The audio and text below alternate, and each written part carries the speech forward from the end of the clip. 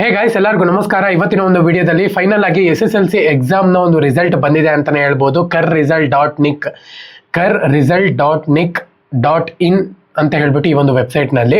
So ಈ ಒಂದು ವೆಬ್ಸೈಟ್ಗೆ ಹೋಗ್ಬಿಟ್ಟು ನಿಮ್ಮ ಒಂದು register number, date of birth ಹಾಕ್ಬಿಟ್ಟು ಚೆಕ್ ಮಾಡ್ಕೋಬಹುದು.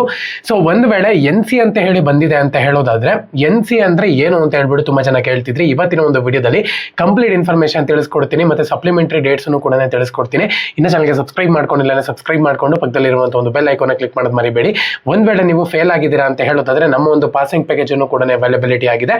ಮತ್ತೆ ವಿಡಿಯೋನ ಸ್ಟಾರ್ಟ್ ಮಾಡೋಕ್ಕಿಂತ ಮುಂಚೆ ಇವಾಗಲೇ 6 ವಿಡಿಯೋಸ್ಗಳು ನಮ್ಮ ಚಾನಲ್ ಅಲ್ಲಿ SSLC ರಿಲೇಟೆಡ್ ಅಪ್ಡೇಟ್ ಆಗಿದೆ ಅಂತಾನೆ ಹೇಳ್ಬೋದು. ಅಪ್ಲೋಡ್ ಮಾಡಿದೀವಿ. Kannada, English, Hindi, maths, science, social ಎಲ್ಲಾನು ಕೂಡ ಪಾಸಿಂಗ್ ಪ್ಯಾಕೇಜ್ ನ ಎಕ್ಸ್ಪ್ಲೈನ್ ಮಾಡಿದೀವಿ.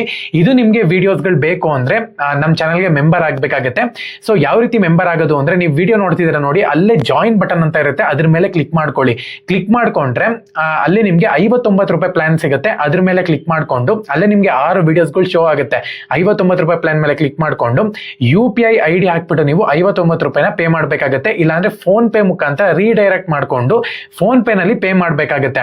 ಸೊ ನಮ್ಮ ಚಾನಲ್ಗೆ ಮೆಂಬರ್ ಆಗ್ತೀರಾ ನೀವು, 1 ತಿಂಗಳ ಮಟ್ಟಿಗೆ ನೀವು ಆ ಒಂದು ವಿಡಿಯೋಸ್ಗಳನ್ನ ಫ್ರೀ ಆಗಿ ನೋಡಬಹುದು, ಡೌನ್ಲೋಡ್ ಕೂಡ ಮಾಡ್ಕೋಬಹುದು. 59 ರೂಪಾಯಿ ಪ್ಲಾನ್ ನ ಯೂಸ್ ಮಾಡ್ಕೊಂಡು ನಮ್ಮ ಚಾನಲ್ಗೆ ಮೆಂಬರ್ ಆಗಿದ್ದೀರಾ ಅಂದ್ರೆ ನಿಮ್ಗೆ ಫ್ರೀ ಆಗಿ PDF ಸಿಗುತ್ತೆ ಅಂತಾನೆ ಹೇಳ್ಬೋದು.